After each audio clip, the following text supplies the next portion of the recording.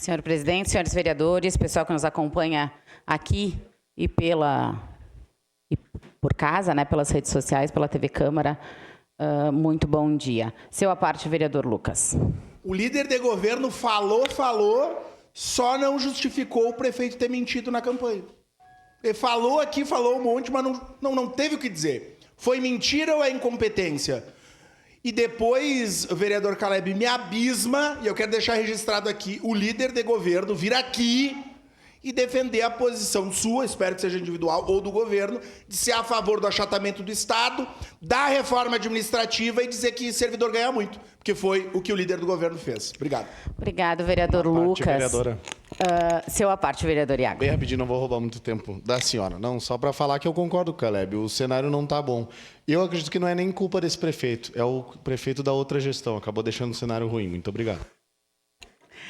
Obrigado, vereador Iago. E eu estava ouvindo atentamente os discursos aqui, parabenizar a vereadora Estela pelo pedido de informação, que nós também assinamos, né, a grande maioria, enfim, mas dizer para o líder do governo que ele não falou nada sobre os guardas.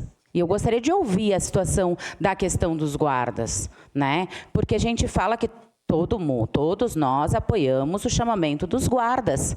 E por que o discurso está mudando? Por causa do decreto do prefeito?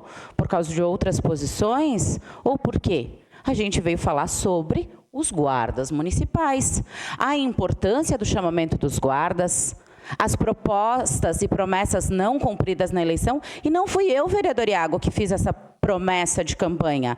Não foi eu. Não, falar que não assinou o negócio do Sindserve, não, essa promessa foi feita. Tem debate na rádio, tem o prefeito falando na rádio do chamamento dos guardas. Então não vamos tapar o sol com a peneira.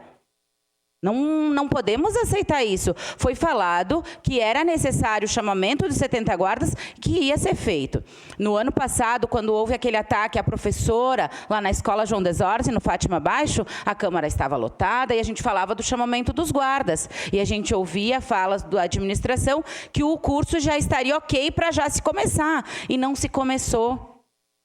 Falar do governo Sartori, que tinha asfaltamento, tinha isso, tinha aquilo, mas muito se buscou através de financiamento. Muitas obras grandes se conseguiu, e já falamos, já discutimos nessa casa a questão de possíveis, né, investimentos na questão de buscar financiamento. Se não se tem o recurso, se não consegue se gerir o recurso de 4 bilhões da nossa cidade, da maneira, com emendas, com projetos a nível federal, vai ter que ir atrás de financiamento. Tem obras importantes que precisam acontecer. A ponte do Rio Belo, lá em Vila Cristina, é um exemplo disso. Ou a gente vai olhar para a população e vai dizer que não vai ser feito porque não tem recurso.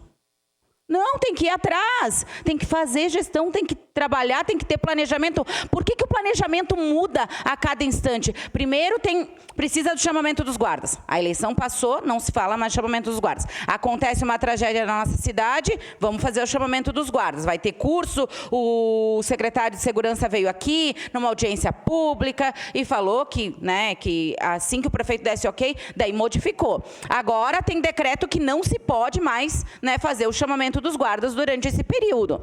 E a gente não fala sobre o cerne da questão. E dizer que a gente não discute assunto de cidade só porque somos oposição, não.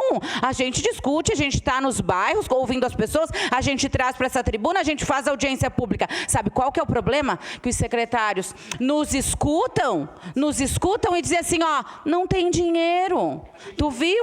A gente quer fazer e não tem dinheiro. A gente fica na sessão até o último instante discutindo a cidade, mas a situação não fica, a base não fica até o final da sessão para discutir a cidade. E qual que é o papel do vereador?